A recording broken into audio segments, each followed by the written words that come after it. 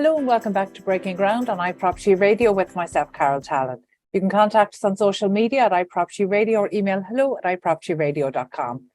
This week, I'm chatting to Bill Hill, CEO of the Lighthouse construction industry charity, which we have mentioned several times on the show over the last number of years. It's one that we very much like to promote the work. And unfortunately, it tends to only get promoted really during Health and Safety Week. And every year we say, well, that's not the only time to do that. So today we're living up to this. Bill, you're very welcome. Thank you for joining us today. It's a real pleasure to be here, and thanks very much for inviting us. Bill, I'm a huge fan of the work that you and the team at Lighthouse Construction Industry Charity do. I know you work very closely with the CIF in Ireland here, and most of our clients, our listeners, our audience would be members of the CIF. So we know that this is a service that is available to not just Irish members of the construction industry in Ireland, but also to their families. And it's a point that we try to emphasize kind of regularly enough. But one of the things that certainly from our perspective, we picked up, positive mental health was brought into Construction Safety Week over the last kind of, I think, maybe 5 years, which is great. Welcome. Absolutely. It's welcome. But it's so important that we are taking care of the mental health of the industry every day throughout the year. So I'm really keen to talk to you about that. What more can we be doing? So look, you might just give, for anybody who's not familiar, you might just give a bit of background as to Lighthouse Construction Industry Charity and just explain what it is and the services that you offer. Yeah, sure. And we've been around for quite a while. We were sort of established in 1956, so we've been around quite a while. In fact, I think we started in Ireland, I think about 1963. We've always had one of our local regional lighthouse clubs in Ireland since then. But we wake up every day and we're 100% dedicated to the welfare and well-being of the construction workforce and their families in the UK and Ireland. That's our remit. And our vision is that no construction worker or their family should be alone in a crisis. And what we do is we deliver 5 completely free services to anyone working in construction and their families. First of all, we get the 24/7 helpline. It's available for emotional, physical and financial support. We've got Text Hard Hat, which will immediately get through to somebody who can give them some counselling for those people that don't want or don't have the courage to make the phone call. We've got a terrific little app you can download called the Construction Industry Helpline app. It's packed full of information, advice and guidance on emotional, physical and financial support. And then we've got a fantastic new training centre called the Lighthouse Wellbeing Academy, which allows people to get access to self-paced training on soft skills subjects like building resilience, managing their own budget, and even meditation and for construction as well. So it's got a lot of courses in there. And then we've also got tutored courses and leadership courses building on that whole academy. And the thing that we're really proud of is the 5th service, which is we built out a nationwide network. And I can't remember how many is in Ireland, but we've got, I think, 70 or 80 lighthouse beacons in Ireland, where we've looked to see what's available for people to drop into if they're working away from home, to get socialization and meet other people, like-minded people in a non-judgmental environment. And these places are usually facilitated by skilled people who can recognize problems and help and get signposted to help as well. So all those services are absolutely free and available to everybody in Ireland. And we are trying our hardest to get that message out there, because awareness is one of the big problems we've got, is getting just people aware that these services are actually available. And the second big problem is getting them to use them, because the vast majority of the population in construction are men, and we're not all that brilliant about asking for help in this particular dimension. Yeah. So, look, Bill, I think that's very true. And look, obviously, construction industry, while we're improving by attracting more women into this sector, it is still very much male dominated. Do you see, though, in terms of, I know what you're saying, that sometimes men, and it's a huge generalization to say that, you know, they mightn't be the best at talking about problems. But I mean, certainly from my perspective, I've seen that start to change over the past decade. How are you seeing it? The fact that you have the perspective over such a long time of the English and Irish marketplace, are you seeing a shift in kind of the culture around being able to talk about, to being able to talk, to being able to step forward and look for help? Yeah, and it's generational. For sure. I mean, grey hairs. I was brought up in an environment where, you know, you weren't, left to expose yourself in this way. You were supposed to be tough, you know, put a lid on it, grow up hair, all those sort of type things. You were told as a kid, don't cry, don't do this. So we've got a generational issue to work with as well, because if you look at the demographic within construction, it's heavily skewed towards that older generation. We're not getting enough young people through, but that's where we see the breakthrough, is that the younger people coming through are more willing to talk about this subject matter, which is great. The second thing which I see as a bit of a breakthrough is putting the right kind of vehicle, sorry for the pun here, but the right kind of vehicle on site. And what we've had is a tremendous success with a program that we've been using called Make It Visible on Site. And we've been putting 2 tradesmen inside a very highly covered coloured van provided to us by Ford, free of charge. Thanks very much, Ford.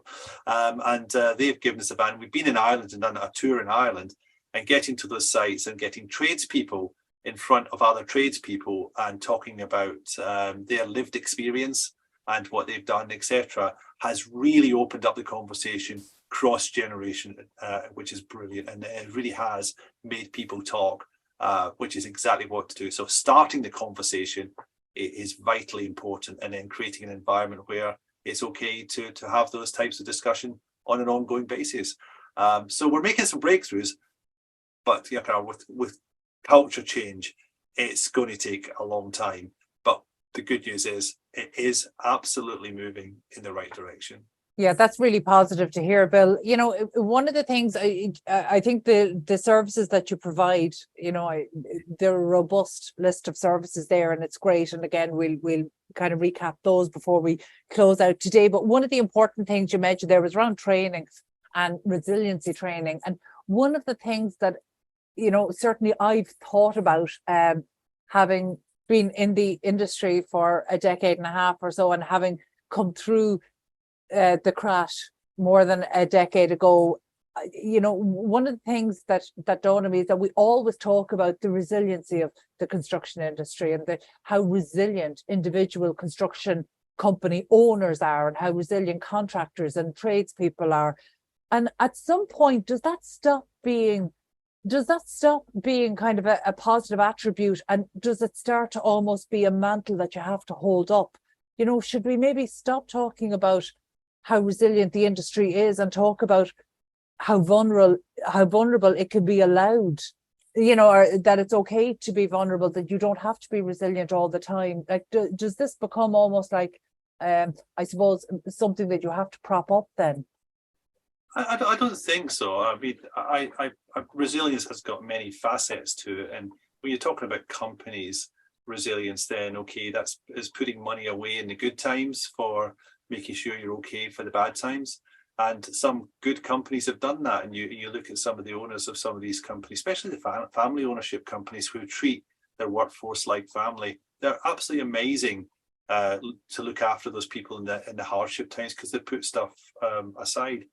You look at some of the more corporate oriented organizations, and probably they have less of that connection with the workforce, because a very large proportion of the workforce are self-employed agency workers or on 0-hour contracts. So there's not the same emotional attachment to those individuals as you would get in a family company. So, you know, there's different ways of looking at this, but I think individual resilience is actually having the capability of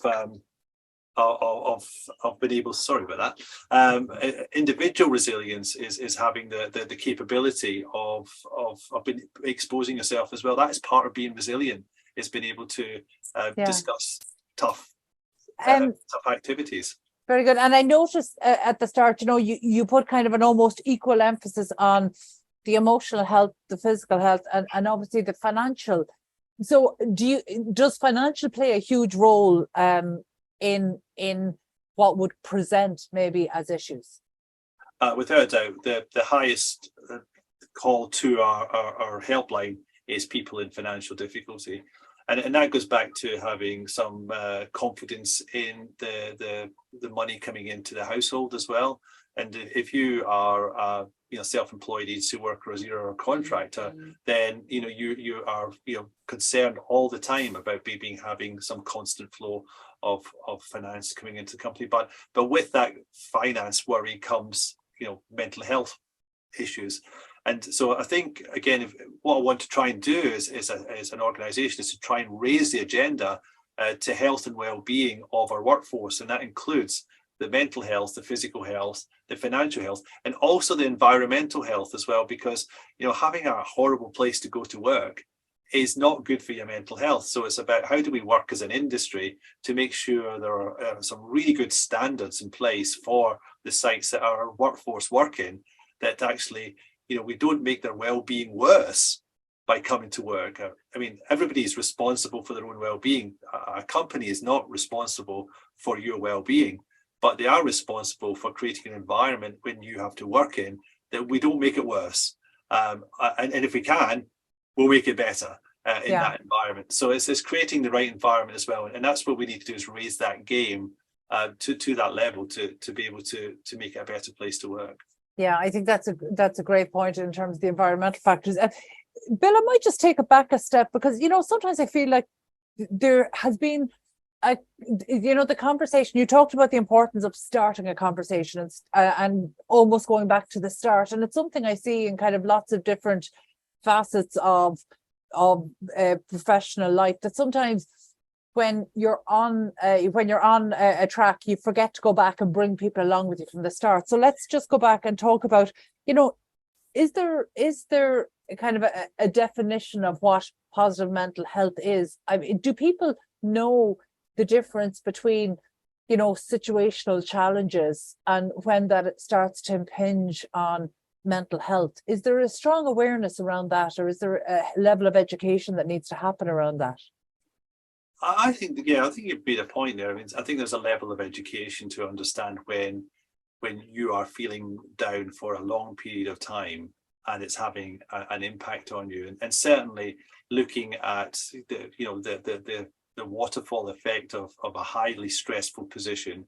Now, stress is actually good for you in short bursts. It makes you feel very aware, very capable, sharp, etc. But if you get stress every single day, it releases obviously the wrong chemicals inside your brain, which then can lead to anxiety. You start getting anxious about the work because you're really stressed. And then if you get anxious for a long period of time, you can head straight forward into a depressive state as well over a period of time. So I think if we make people aware that this can happen, and also having mood swings, on a regular basis is absolutely fine. Most people have them. But if you're in a low mood for a long period of time, you need to do something about it. You need to do something to take yourself away from that situation, either to do some self-coping strategies or to seek some sort of help or guidance through that process to get you back on track. And so that is education. And I think you've hit a good point there. And that's something we can do to the workforce, is educate them in that way. We would love to get to a stage where people have an awareness about maybe their own current state, and you said it yourself, people are responsible for their own well-being. But in terms of the building site being such almost a unique environment in terms of the activities that happen there, and actually increasingly becoming a bit of an isolated one, where we've got more technologies and fewer people on site, and maybe people coming in and out, so you don't have the consistency that you might have had on a building site 20 years ago, working with the same crew, doing the same thing. Are there things that may be unique to a construction site that all workers could be watching out for amongst themselves and each other? Are there symptoms that are maybe presenting, or behaviors that are presenting over and over again? Yeah, that does actually come with, if you're working with the same people for a reasonable amount of time. And I'm a firm believer. I mean, the women in society have got a fantastic antennae for being able to pick up the vibes of somebody who's feeling down. I feel men have got the same antennae, we just don't decide to use it. And so sometimes when you see somebody in a little bit crisis, the answer is to walk on by. And there's three little golden nuggets I use all the time is, is if you see somebody who you think is not having a good time, just ask them if they're okay, and don't ask them once, but ask them twice, because the second time you might get a different answer, and make sure you've got enough time to spend with them. If they do decide to unload to you, make sure you get enough time to give them that space. And then the second golden nugget is seek to understand before you seek to be understood, which is don't judge what they're saying, because their problems from their side, their lens, and it might be a problem to them, but it might not be a problem to you. You don't just labor in and say, well, that's not a problem, because it is to them. So it's trying to get that non-judgmental type conversation going, so they can unload without getting judged upon it. And the third one is very, very simple. It's just be kind. There's no reason to be unkind to another fellow human being on a building site, or anywhere for that matter. It's just be kind. And if you approach with those three golden nuggets, then the building site will be a better place. Yeah. It sounds so simple when you say it like that, but I understand it's, it won't have been everybody's experience on a building site. So, I mean, that's probably something to bear in mind. But really, I'd love for people to feel some bit armed after this interview, that, they might be able to recognize some signals that a colleague in trouble or a colleague who's struggling might be sending out, and even if it is a case that you ask how somebody is and then ask again, that's a really important one. For people who might be feeling vulnerable right now, what's the first step to getting in touch, and how do they know it's the right time to be reaching out to you? Well, I guess it's how to break down the barriers that an individual will probably know that they are not in a good place. I believe you're sitting in a bad place and not actually recognizing you're not, the world is not turning in the right direction for you.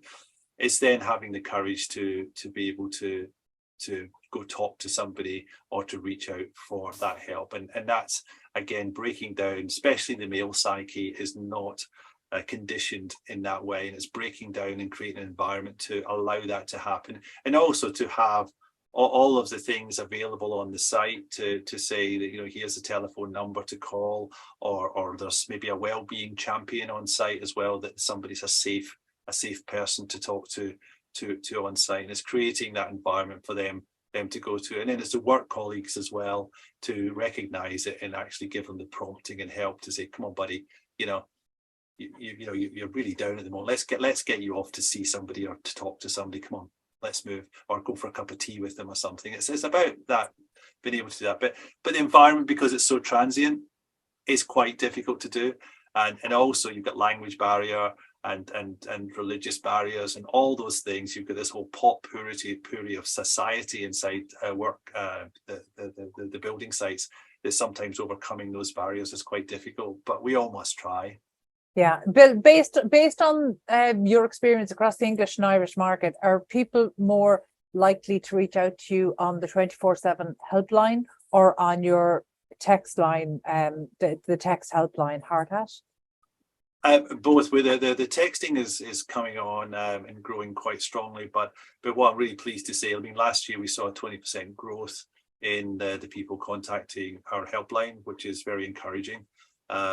So I think it's getting that helpline out there. Talking to a real person is if you can talk to somebody on site, is absolutely the best thing. If your buddy's on site, or there's a well-being champion on site who has got the skills to be able to talk and give them signposting to the right place, etc. That's got to be the best. And family and friendships are without doubt the number one place to go. But if you haven't got that surrounding you, then it's picking up the phone and talking to somebody who's going to listen to you and take you through a process to help you get to a better place and get you the help and support that you need. So for me, picking up the phone is probably the easiest. Super. Bill, thank you so much for being so generous with your time today. And I will make sure that those helpline and the text information is circulated with this interview, because this is something that is likely to impact everybody at some stage in their life. So we want to make sure those resources that are available are known. Apologies, I know we're cut for time today, so we didn't even have time to really go through one of your really exciting initiatives, which is Make It Visible. So actually we might touch base with you in a couple of months' time, or even less, and see what we can do to make sure that that's on some of the building sites in Ireland that it really ought to be on. So maybe that's something we can work with you on over the coming months to make sure we do that, and we'll do a check-in at that stage. But for now, apologies, that's all we have time for. My thanks to Bill Hill, CEO of Lighthouse Construction Industry Charity. And that's it from us this week. You can get in touch with the show on social media at iPropertyRadio, or email hello@iPropertyRadio.com. My thanks as always to the Hear Me Roar production team, and to Luke Delaney on sound for Dublin South FM. Until next time, thank you for listening.